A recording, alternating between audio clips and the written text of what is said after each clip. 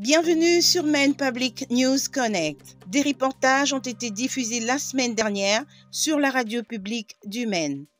Bienvenue sur Maine Public News Connect et merci d'être avec nous. Les nouvelles en bref de la radio et de la télévision publique du Maine, News Connect, sont traduites et diffusées en français avec un accent sur les reportages en matière d'immigration et de réfugiés. Chaque semaine, découvrez des nouveaux épisodes sur Facebook et sur YouTube ou encore abonnez-vous à notre bulletin d'information sur mainepublic.org/connect pour avoir accès en exclusivité aux vidéos ainsi qu'aux reportages traduits. Pour plus d'informations, veuillez consulter les liens figurant dans notre description ci-dessous. Je suis Victoire Liwanga. Nous sommes aujourd'hui le vendredi 25 mars 2022 et tout de suite les principaux titres de la semaine.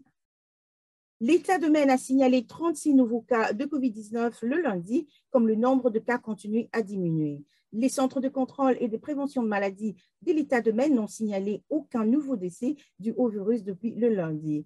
En date de mardi 21 mars, 91 habitants de l'État de Maine ont été hospitalisés à cause du COVID et ceci est la première fois depuis quelques mois que le nombre d'hospitalisations est inférieur à 100. 19 patients étaient en soins intensifs le mardi dernier et 9 étaient sous respirateur. Alors que la guerre en Ukraine se poursuit, les habitants de Maine qui ont de liens avec ce pays font ce qu'ils peuvent pour aider leurs proches. Danilo Chouvalov, qui est un étudiant qui vit à Bar Harbor, a aidé son frère à trouver un logement en Espagne après avoir fui l'Ukraine au début de ce mois. Misha Klimov, qui est un professeur de français qui vit à Bath, prévoyait de s'envoler vers la Pologne pour aider sa famille après qu'il ait franchi la frontière de l'Ukraine. Misha Klimov, qui a grandi en Ukraine, s'est dit choqué par les niveaux de violence que l'armée russe a déclenchés dans son pays d'origine. Et pendant ce temps, la délégation du Congrès du Maine déclare que les États-Unis devraient envoyer davantage de l'aide militaire à l'Ukraine et accepter plus des réfugiés. Les sénateurs Susan Collins et Angus King ont visité l'Europe le week-end dernier, rencontrant des responsables militaires et des réfugiés en Allemagne ainsi qu'en Pologne. Madame Collins a déclaré que les États-Unis devraient envisager de fournir un statut de protection temporaire aux réfugiés ukrainiens. Shelley Pingree, qui est une députée de Maine, était également en Europe de l'Est cette semaine et a déclaré que les États-Unis devraient accepter davantage des réfugiés. Le bâtiment Abyssian Meeting House dans la ville de Portland est reconnu comme l'un des sites les plus importants de l'histoire afro-américaine du Maine.